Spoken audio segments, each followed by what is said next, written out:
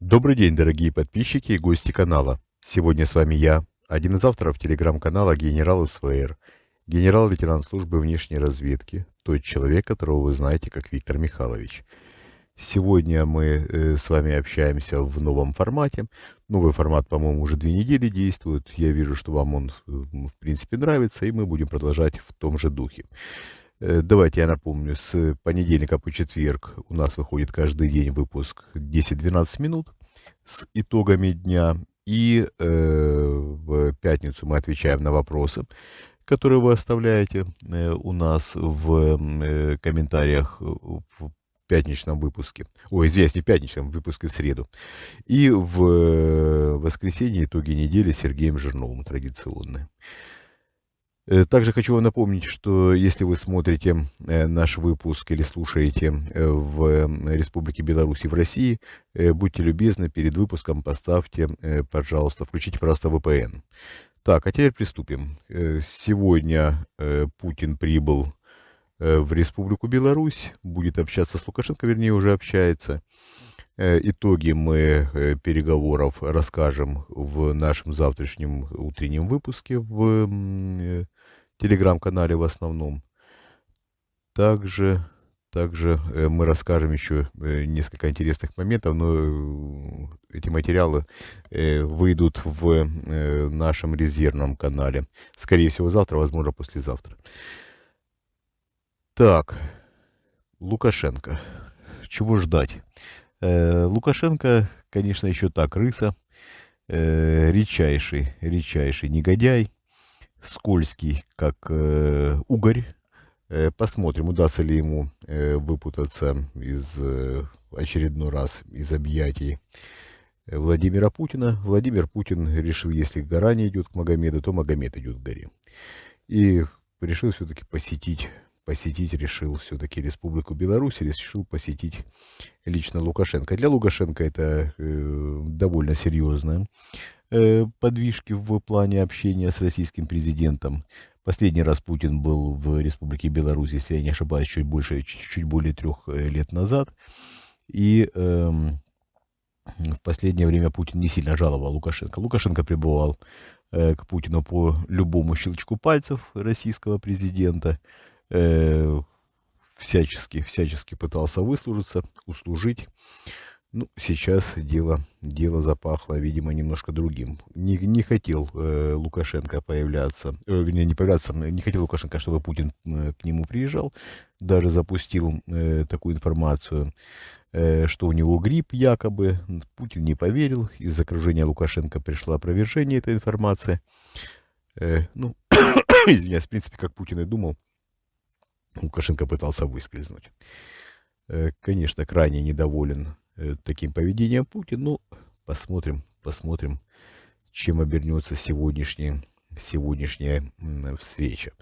Итак, также стоит напомнить, что в субботу Путин провел совещание с представителями руководства силового и военного блоков. Мы постоянно не указываем фамилии, потому что вы знаете, извиняюсь, еще раз, очередные основные фамилии. Конечно, к силовому блоку относятся Патрушев, Бортников. Прежде всего, это те люди, которые постоянно в совещаниях участвуют с президентом. А те люди, которые относятся к руководству военного блока, это представители Генштаба и представители Министерства обороны. Вот в этом эти люди меняются практически постоянно. То есть нету постоянного человека, который бы участвовал во всех совещаниях, как, допустим, Патрушев от силового блока. Нет такого человека в военном блоке. И есть люди, которые время от времени участвуют в совещаниях с Путиным. Так вот, во время субботнего совещания Путин прямым текстом буквально заявил, что мобилизация продолжится, по его мнению, 16 января, а запрет на выезд из страны для людей, которые будут подлежать мобилизации, стоит ввести 9 января. Надо понимать, что это планы, которые фактически на сегодняшний день утверждены. Будут ли какие-то корректировки в этом смысле, мы обязательно сообщим. Если вы помните, мы сообщали, что мобилизация должна была, Путин должен был объявить мобилизацию 19 сентября, и он об этом заявил в общении со своим окружением.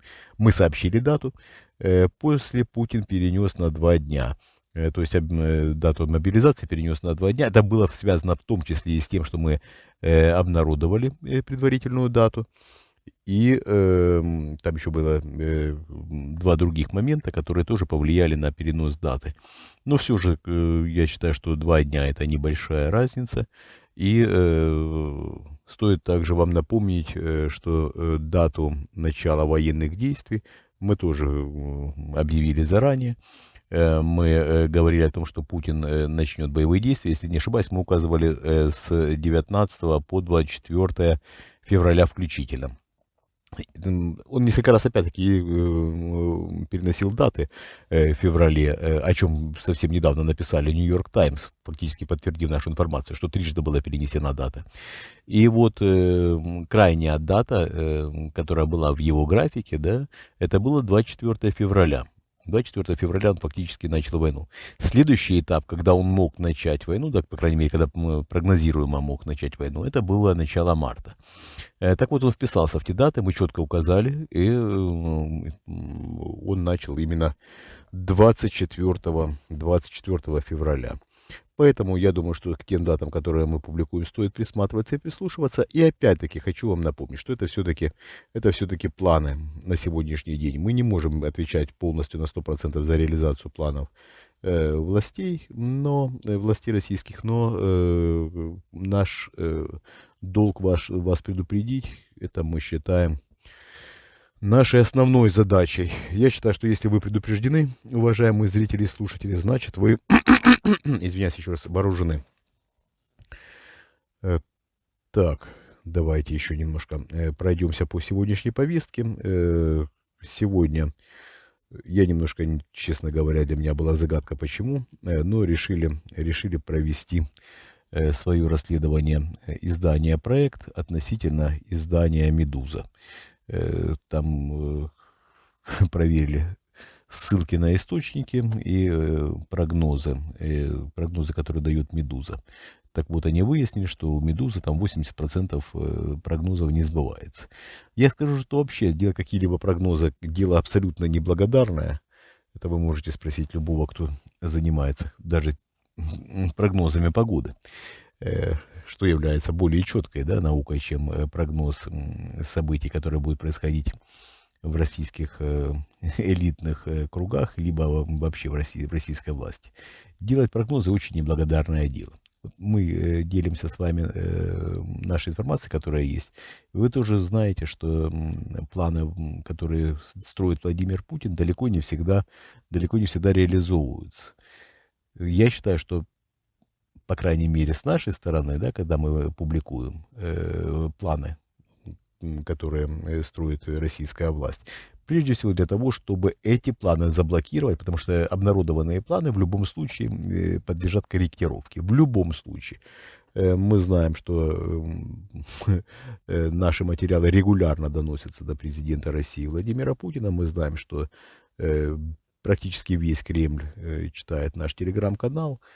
Все, кто имеет хоть какое-то отношение к российской власти, знают, что мы публикуем, и знают, что мы публикуем реальную информацию. Так вот, наша цель, прежде всего, заблокировать как минимум часть из тех планов, которые есть у российских властей.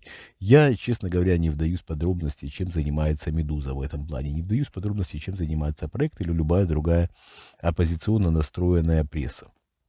Я считаю, что бороться в данной ситуации друг с другом, по меньшей мере, это некорректно. Это мое личное мнение. Вы знаете прекрасно, что мы никогда не выступаем против тех людей, которые оппозиционно настроены к нынешним властям, даже если часть из этих людей являются или являлись агентами российских властей. Мы не указываем на это. Но борется человек и борется, делает вид и делает. Сейчас начать бороться против даже провокаторов, это абсолютно неблагодарное дело, это порождает волну недоверия, прежде всего, в атмосфере оппозиционно настроенных людей. Я считаю, что это неправильно. По примеру, по примеру, который перед глазами, я могу сказать, что даже те люди, которые когда-то, возможно, были под влиянием российских властей, очень многие избавились от этого влияния, и очень многие сейчас абсолютно искренне борются с нынешним путинским режимом. Я это знаю на 100%, потому что знаком с некоторыми людьми, которые вот оказались именно в таком положении, когда раньше на них было влияние и администрации президента, и других людей из вертикали власти российской. Но сейчас, избавившись от этого влияния, люди абсолютно искренне борются. Я считаю, что это правильно, и людям надо давать шанс.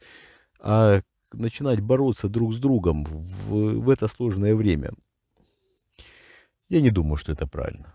Пожалуйста, закончится этот режим, боритесь, давайте изобличать друг друга, кого угодно, делайте, что хотите. Ну, в это трудное время я считаю, что это неправильные позиции. Тем более, там ничего разоблачительного не было. Ну, не сбываются прогнозы. Прогнозы вообще мало у кого сбываются. Обратите внимание на всех, кого угодно. На тех, кто ехидно сейчас каркает из тех же оппозиционных блогеров в сторону «Медузы» или в любую другую сторону. Просто посмотрите, сколько у них прогнозов сбывается, и сами все поймете. Конечно, можно вообще не делать абсолютно никаких прогнозов, можно делиться никакими планами, которые есть у власти, но тогда,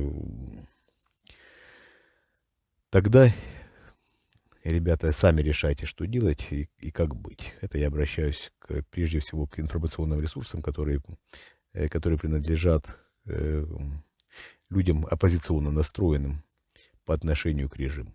Все, 12 минут мы с вами в эфире. Огромное спасибо, что были со мной. Мы вас любим, это искренне, это главное. Мы работаем для вас.